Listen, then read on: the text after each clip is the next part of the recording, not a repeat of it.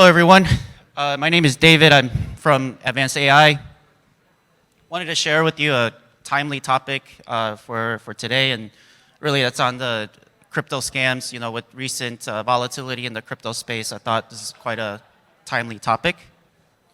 If you manage to stay around for the presentation, we have an NFT that you can claim at the end of the presentation today. Just a quick plug on the company and what it is that we do. We're really in the leading a way for a more digitally inclusive financial future through the use of artificial intelligence. We play in three spaces, from digital identity verification to anti-fraud solutions to our data intelligence. So within digital identity verification, we're looking at IDOCR, EKYC, so facial recognition, biometrics, liveness detection, really trying to understand who it is that you might be dealing with and onboarding remotely. Some of our customers, large financial services institutions, crypto exchanges, and we're also part of the advanced intelligence group, and you would probably know us, you've seen Atomi, which is the now buy now, pay later company that's all over Singapore. So onto the topic of the day, crypto scams. So crypto scams has really been on the rise in the last couple of years. I think, you know, even with before the recent volatility in crypto, you know, the allure of stealing money anonymously is just too great for malicious actors. If you look at the most common type of fraud, that's actually investment-related fraud. Because again, the allure of get rich quick is too good of an opportunity to pass up. If you think about it, according to the U.S. Federal Trade Commission's report recently and published very recently, since 2021, $1 billion were lost and around 46,000 people fell victim to cryptocurrency scams. The median loss is around $2,600, and this is only the number that's been reported to the US FTC. So the actual number could be significantly higher. So this is an undercount. And what's really interesting about this is that the age group is from 20 to 49 years old. We're 3 times as likely to lose money. In fact, the people in their 30s are the hardest hit for crypto scams. And nearly half of people reported that the scam started as an ad or a post or a message on social media. And again, the allure is, you know, get rich quick. That's the theme. So then we have to ask ourselves, like, who is responsible to protecting us from crypto scams? Are they the community of users? Is it the exchanges? Could it be the technical solutions vendors that, you know, is at the forefront, cutting edge, and releasing solutions to help protect us? And honestly, the answer is, as you might have guessed from the title, it's all of us, right? All of us has a role to play in protecting ourselves from crypto scams. So as a community, as investors, as users of cryptocurrency, as gamers who want to get into GameFi, like the last presentation, what can we do to better protect ourselves? Because fundamentally, the primary responsibility is on us, right? And there are a few things, and I'll leave this presentation with you. You have the checklist of things to better conduct your due diligence. And the first thing you can do, take a look at the development team's digital footprint.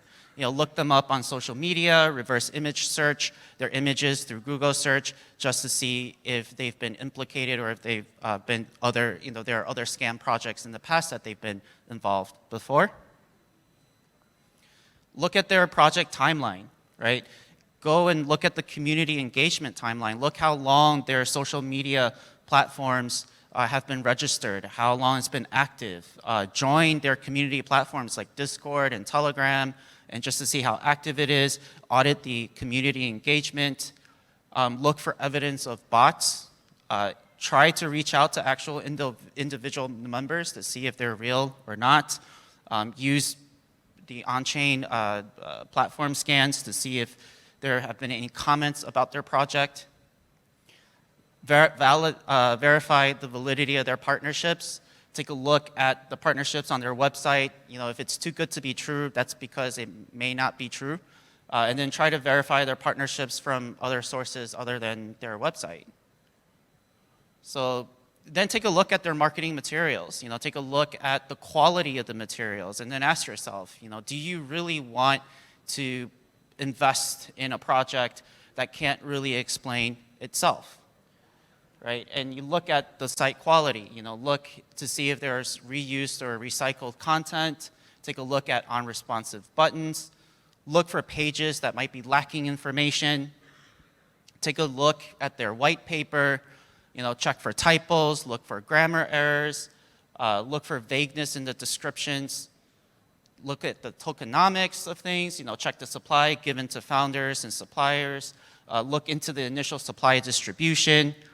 Check into insider ownership, look for reputable sources, look for coverage by media outlets, look for videos about the project on YouTube, look at the code, look for anomalies in the code, look such as any sell or trading restrictions because like Squid Coin, for example, that was a coin that allowed you to buy but didn't allow you to sell, and that was a rug pull case.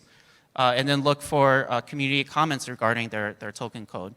So essentially, these are the things that we as investors in the community can do to protect ourselves, right? It's just useful tips that anyone can action and anyone can do the next time that you see a very alluring crypto project that's offering you 10,000 percentage points in the return, right? So be mindful of this.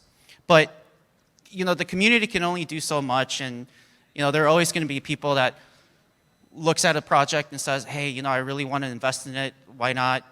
So what can exchanges do to help the community? And, fundamentally, the exchanges, you're the gatekeepers really in the financial community, right? Because you are the on and off ramp for fiat. You have an obligation to really try to catch scammers, trying to launder their proceeds through ill-gotten gains. Right? And there are many touch points from the regulated exchanges, right? From account creation to funding the account to buying crypto, depositing and withdrawals. Each is a single touch point, and each time you really have to ask yourself, do you really know your customers? Do you know the wallet addresses that are interacting with your exchange? Do you know your transactions, right? So there are a lot of questions that you have to ask, because fundamentally, when you want to onboard and open accounts remotely, it's a risky endeavor because you don't know if the person is who they really say they are. Is it a pre-recorded video that they're using to try and fool your system and saying that that's who they are? Are they wearing a 3D mask, right? Are the IDs that you're using, are they valid or fake? Is it the same person the ID as it is in the selfie? And honestly, if you start trying to answer all of these questions and putting in checks and measures in, it creates user friction. So then it becomes a conflict of interest between the type of service level that you want to bring to your customers versus all of the compliance checks that you have to do to protect your business. So it's a bit of a conundrum. And then once they are on board, are you able to tell from the interactions that are these transactions that's flowing through your exchange, are they sanctioned? Are they at risk? Is it laundering proceeds from ill-gotten gains, for example? And honestly, you can't manually monitor all your transactions. Millions of transactions flow through every single day. $136 billion, $139 billion in crypto assets are traded daily, right? And there's millions of transactions on a daily basis. So how do you flag, all of the suspicious ones? Well, I mean, the answer is through technology, right? Through technology, you can track, trace, and monitor the interactions in really joining the fight to identify crypto scams, right? And trying to identify the scammers doing the ill-gotten gains. There are certain data points that you can pick up that's flowing through your exchange. For example, looking at the owner and address profiles, the destination of funds, the changes in risk, any significant changes in the balance of your customers. So there are a lot of things that through technology, the crypto exchanges can look to doing. And then of course, then the question to be asked is, what can technical solutions vendors bring? But to recap, for crypto exchanges, the checklist for community users is to do your own due diligence. And the checklist for regulated exchanges is to really know your customers, really get to do your KYC, know your institutional customers, get to know what their ultimate beneficial ownership is, look at AML screening, device fingerprinting, look at the email and telestatus checks to see if the email is active, can it be sent, the telephone number, is it active?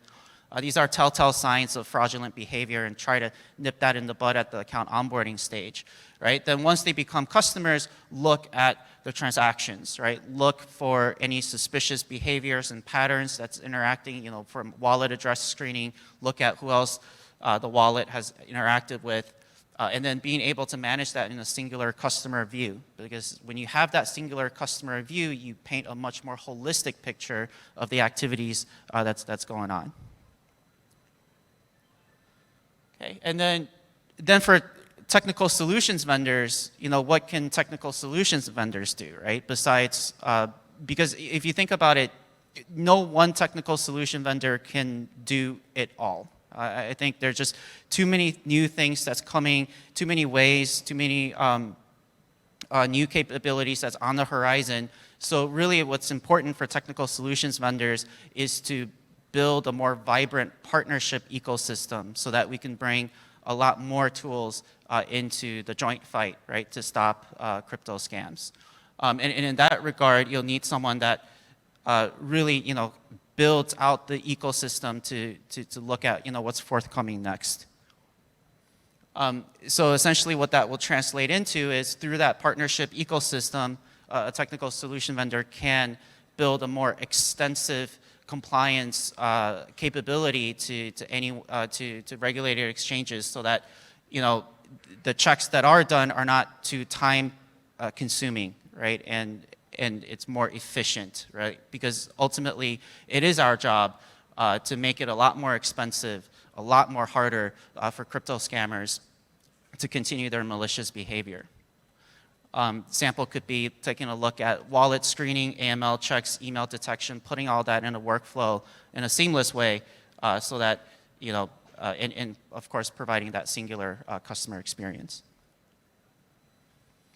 Then it's also the obligation and the responsibility of technical solutions vendors to look at what's coming next, right? To look at the understanding regulatory developments such as the travel rule, which in of itself could also help prevent crypto scammers from laundering their proceeds, because of the additional requirements to flag transactions that are above a certain dollar value, and make sure that you capture the exchanges that are involved in that particular transaction, and also taking a look at the different PII data like name and originators and beneficiary information. So staying ahead means that looking at what's forthcoming and what's next. And specifically for the travel rule itself, it's to think about, what are the key pillars that will enable regulated exchanges to better comply with the travel rule, right? And really it falls into 4 main points and 4 main key pillars.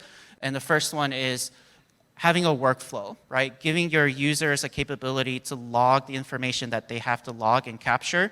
The second one is doing all of the wallet address screening so that you can flag the risks of the wallet. Then the third one is doing AML sanction screening, just to make sure originator beneficiary information is not part of any sanctioned watch list. And last but not least, having a connectivity to VASPnet and messaging protocols so that you can do the due diligence on the counterparty exchange that you're interacting with in that transaction. And then, of course, managing all of that in a singular customer view. So to quickly recap, quick presentation, who is responsible for stopping crypto scams? Right? The community. Do your own due diligence. As investors, as users, we are responsible for our own protection before parting with our hard-earned money. Right? Check for social presence, check timelines, check the quality of the marketing materials. These are basics. Then with the exchanges, really get to know your customers, flag any suspicious activity, and try to manage it all in a singular customer view if you can. And last, for technical solutions vendors, it's our responsibility to really stay ahead of changing regulatory requirements, work with regulators, become sort of that public-private partnership, and having the flexibility to bring together solutions from a vibrant partnership ecosystem, because again, no one vendor can do it all, and the world of crypto changes overnight. So we need to stay ahead of this, and we need to bring more tools to the fight, and doing it in a way that it's accurate, fast, and efficient in a really frictionless manner, because through all of this, what we can do is then, for the exchanges, bring them a very extensive end-to-end capability to provide a safe experience, safe and efficient experience for their community of investors, so that as the community, when you're investing and doing your on-ramp at the exchanges, you know that you're being protected and looked after. And really that kind of rounds out the community ecosystem of how everyone has a role to play in stopping crypto scams. Okay. So thank you for coming to that short discussion on crypto scams and sharing a little bit more about what we can all do. If you like, we have a free NFT badge for completion. So you've all just seen the bit of information on crypto scams and what you can do to protect ourselves. And feel free to scan this and claim your badge with the badge of completion. So thank you very much.